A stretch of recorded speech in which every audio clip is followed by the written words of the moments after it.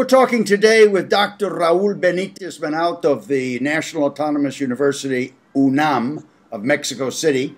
Raul, let's talk for a few minutes about the ongoing problem of crime and violence in Mexico. What is your views of the government's ability to deal with crime in Mexico over the next year or few years? Well, the Peña Nieto government has many success against the violence and crime in the last 3 years, but the crime changed the way that they are fighting the government, and they move geographically through the country. In general terms, the north of the country, the border states with the U.S., the case of Chihuahua and the case of Baja California, they are in better conditions than in the past.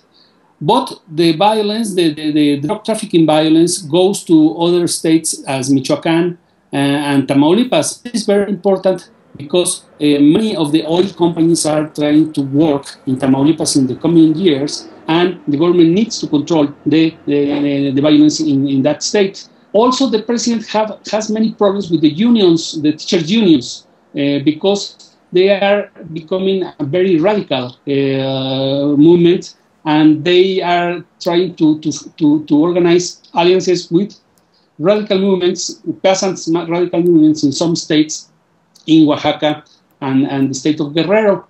And the president has many problems to control this radical movement. But in general terms, there is a contradictory balance between the success of the government. For example, he catches the Chapo Guzman, the boss of the Sinaloa cartel, but on the other hand, he has also many problems in other states. Like right now, Oaxaca and Guerrero are the red states where they have many crises and they don't know how to control it.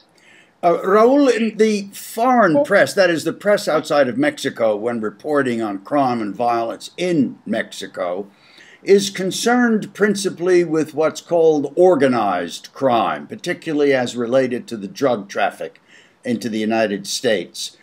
Do you think that the Peña Nieto government and the local governors are formulating an effective strategy to combat that kind of violence? Well, they designed the strategy with the U.S. government support through the Merida Initiative.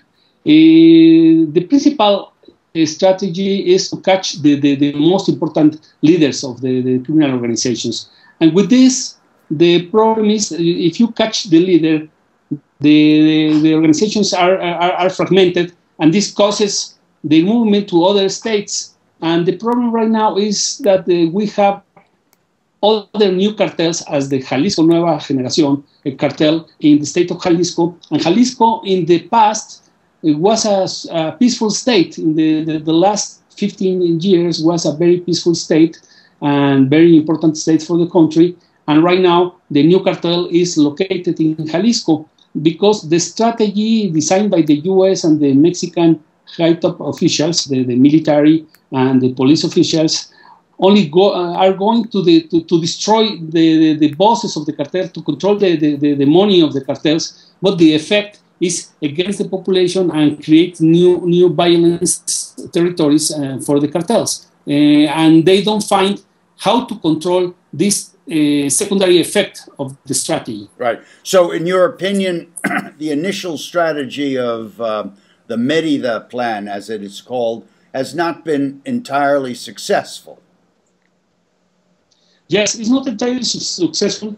And also, we have many problems with the laundry money because the way that they are cutting the money, the U.S. side and in Mexico, is very poor. And also with the arms trafficking, because all the people knows very well that the arms are coming from Texas, and the Texas boom of arms shops is very important, and they are armed the Mexican organizations. And with this, we need the support of the U.S. government, the federal government, to try to stop this trafficking of weapons and also to control the money, because with the money the cartels can work very well.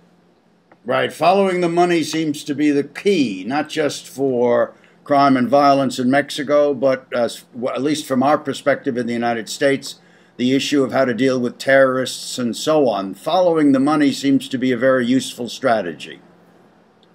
Exactly, and we have many problems. For example, in the U.S. side, all the people are talking about there is a boom of heroin consumption, and in the state of Guerrero, we are looking how the heroin plantations are growing, and they cannot control this. Yeah.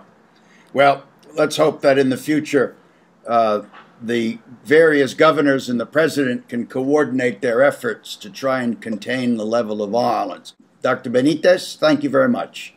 Thank you very much, Joe.